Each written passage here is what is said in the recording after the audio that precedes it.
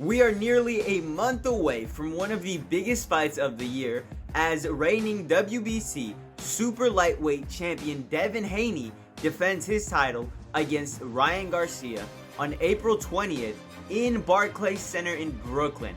Now, this is a DAZN fight that has been confirmed, and the question is not whether or not who's going to win this fight, but if this fight is actually going to happen. And I say that because of Ryan Garcia's recent outbursts on social media, which has thrown into question whether this fight is actually going to be taking place on April 20th, just because it seems like Ryan Garcia is going through a bit of a manic episode right now. And I know this may be pretty difficult for some Ryan Garcia fans to hear, but it is the reality we're living in. Now, if you take a look at my past boxing videos over these last few years, I think it's fairly obvious that I am a big fan of Ryan Garcia. Hell, half the videos I've made about boxing have been centered around Ryan Garcia. One of them focusing on his return to boxing in 2022, where he took on Javier Fortuna, and how he made a huge comeback after dealing with some mental health issues. And then the second being a preview to his big fight against Gervonta Davis just last year. And unfortunately, he may not have won that fight, but he still kept his name relevant and his momentum going. And in my preview to the fight against Tank Davis, I had Ryan Garcia coming away with the victory. Of course, we know that's not how it turned out, but I believed in him. I believed he had all the skill and talent in the world to get the job done. And to see how his career has turned out and the trajectory it's taken, it's super disappointing, okay? I had a lot of high hopes for this guy. I was hoping he would keep the Mexican heritage of boxing alive. And unfortunately, with the way things have shaped up over these past few years, it's looking like that mantle will belong and continue to be Canelo Alvarez's. And you may be wondering as to why all of this is happening to Ryan Garcia. Well, maybe it's because he started boxing at the age of 7. Yeah, as soon as this kid learned how to read and write, he was thrown into a boxing ring. And maybe it's because it's what he wanted, but it clearly isn't what was best for him. He had 230 amateur career fights, okay? And in those fights, he did win about 93% of those. He ended up with 215 victories, made a real name for himself. Hell, he was a 15-time national amateur champion. But of course, all of those fights are going to come with some side effects, some major ones that we're seeing play out in real time. And what I'm talking about are the recent tweets he's made all over X, okay? All over this social media platform, he's been spewing this, kind of conspiracy theory-esque nonsense on the timeline. And I believe the media coverage really picked up on this when he had, faked his own death a little bit on Instagram, saying he had died and like the devil had gotten him. However, some of his tweets on X get even crazier. And I do believe there's a little bit of truth to what he's saying, but most of it just doesn't make sense. Of course, he's talked a lot about human trafficking and stuff that happens to children, right? And then he'll just pile on some nonsense about how he has a picture of a real alien and he needs to release it to the world. And then he's got more stuff about, people worshiping the devil, right? And he says they keep deleting his tweets. And eventually, all of this garbage gets piled on top of each other, and it paints a really nasty picture for Ryan Garcia that just makes him seem crazy to just about everybody else.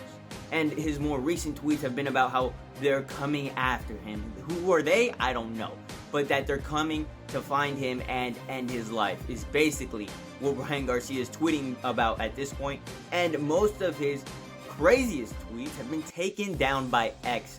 So it really seems like he is getting silenced, but they don't make any sense. Let's be real. What Ryan Garcia is going through is clearly a side effect of all of the hits he's taken to his head.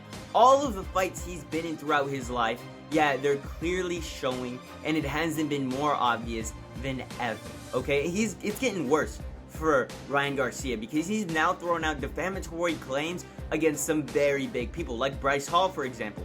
He accused Bryce Hall of messaging underage girls. No one really knows if that's true or not, but he's just kind of slapping that around. He's throwing it around, and Bryce Hall has had to come out and defend himself because, you can't just go out and have a big name boxer being lying on your name, obviously. Hell, it's gotten so bad that Ryan Garcia has made Sean Strickland, yes, the Sean Strickland, look like the more reasonable guy in this case. Alright, Sean Strickland actually seems to me making sense when he's talking about what's happening with Ryan Garcia.